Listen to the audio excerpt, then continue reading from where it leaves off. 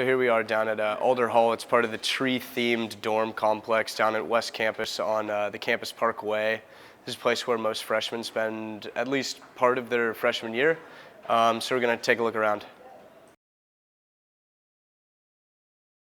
The tree-themed dorms were constructed about 2 years ago, so they're still brand new. There's no holes in the wall. There's no scuff marks. The floors seem relatively clean. In fact, they're spotless. Got a great view of Campus Parkway. You're right next to campus. You're literally a 5-minute walk from Red Square. Couldn't really beat this convenience. Living in the dorms is nice because you get to meet a lot of people on your floor, and you can just kind of go all over and meet all sorts of new freshmen, make new friends, kind of help adapt yourself to the college life. Yeah, it seems like it's a great place to keep the training wheels on, but living outside of home for the first time, a lot of people can't handle that freedom, but here you got laundry, food, anything you could need right here. So this is basically one of the major complaints with the dorms is that, though it is a great way to kind of get your foot out the door and start living on your own, there are way more rules and regulations that you have to consider compared to living off campus or living in a fraternity or sorority. So basically we just stumbled into like Whole Foods or PCC, except for the fact that it's in a dorm. I'm not necessarily going to pay $6.50 for a latte right now, so let's go up to the frats and check out what kind of disgusting things go on up there. So we're up north of 45th at one of the many fine fraternities that are up here and that offer housing for students. It's more of an all-inclusive package. You pay one house bill, and that pays for food, that pays for room and board, and it pays for even a little bit of alcohol. So the way that this particular house works is there's no breakfast, there's no hot breakfast served, but there's cereal.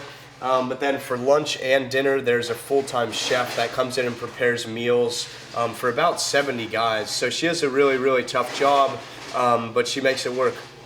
Yeah. So Colin, you've been living here for a couple years. What's what's your favorite part about living in a fraternity? I don't know. You just create some really good relationships with a lot of guys. You get to meet a lot of people. I've always been kind of terrible at meeting people. So when I moved out of the apartments to here, it's just a lot of fun. All right, so we're here in like a typical fraternity room. It's a little bit more spacious than a lot of them. You got, just couches. They're way more set up for a ton of people basically to hang out in them. Not like, a dorm room where you can't have more than, 3 or 4 people in them. These are really set up for a lot of people to be hanging out.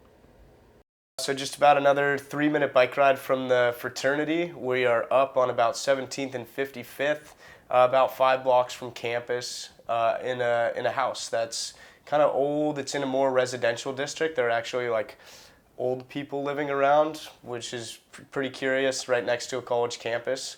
But it's a little bit more laid back, a little bit more free form. You kind of have to get things done on your own out here. I just didn't really want to be in the dorms, and I didn't want to join a sorority, and I kind of want to do my own thing, not have rules and someone keeping track of me all the time. Right, is that the best part of living up here? Yeah, it's just, it's so much nicer, freedom. no RAs or anything. So, and I found a good group of people to live with. So basically what I'm hearing is you move north of campus, you start doing your own thing, you get a ton of freedom, you can, start cooking for yourself, you can start wearing whatever kind of facial accessories that you might want to.